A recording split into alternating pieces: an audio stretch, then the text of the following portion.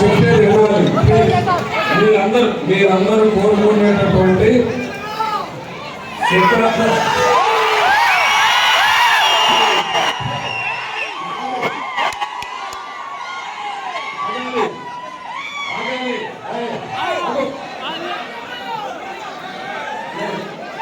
సభాధ్యక్షుడు గౌరవనీయులు మాజీ మంత్రి కొండేపి నియోజకవర్గ ఇన్ఛార్జ్ డాక్టర్ ఆరుమూల సురేష్ గారు,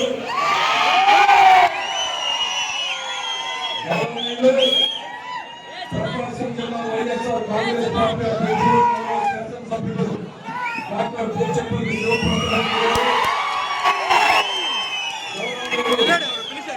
జడ్పీ చైర్మన్ శ్రీమతి వెంకయ్య గారు, గౌరవనీయులు మాజీ మంత్రివర్యులు రాష్ట్ర మహిళా నాయకులైనటువంటి టైగర్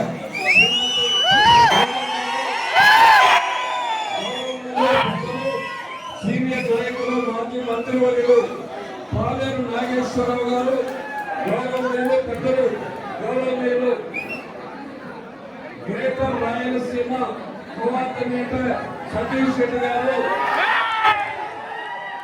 గౌరవనీయులు డాక్టర్ వెంకయ్య గారు, బన్నీ గారు, వేదికను అలంకరించినటువంటి వివిధ స్థాయిలో ఉన్నటువంటి ప్రతినిధులందరికీ ప్రత్యేకంగా ఈ రోజున బాబు షూరిటీ మోసం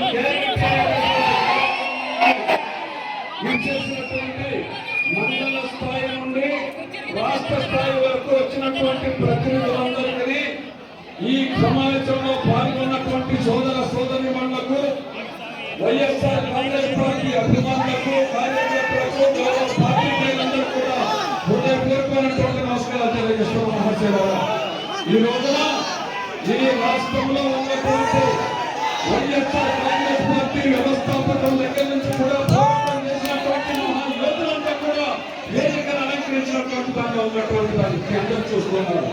ఈ సందర్భంగా యువకులంతా కూడా చెప్పేది సక్రమంగా వినాలి. అంతేగాని మీరు కేరళ కొట్టి వెనుకలు చేయడానికి వీల్లేదు. వినాలి, ఎదుటి వాళ్ళకి బుద్ధి చెప్పాలి. ఈ రాష్ట్రంలో దివంగత ముఖ్యమంత్రి వైఎస్ రాజశేఖర రెడ్డి గారు అనేటటువంటి ఆయన స్వయంమాత్రాలతో నియమించుకున్నటువంటి పరిపాలన నచ్చినటువంటి ఆ మహానేత మనకు దూరమైన తర్వాత ఆయన ఆశయాలను స్థిరపరిచేటటువంటి దానికి స్థాపించినటువంటి వైఎస్ఆర్ కాంగ్రెస్ పార్టీ అనేటువంటి దాన్ని యువ నాయకుడు మాజీ ముఖ్యమంత్రి వైఎస్ జగన్మోహన్ రెడ్డి గారు దాదాపుగా ఆయన వచ్చేటప్పటికీ 60 సంవత్సరాల పాటు ఈ రాష్ట్రాన్ని దేశాన్ని పాలించినటువంటి ఏ నాయకుడు చేయనటువంటి అనేక పథకాలను తీసుకొచ్చి ప్రజలకు అంకితం చేసి అనుభవించేటటువంటి అవకాశం కల్పించినటువంటి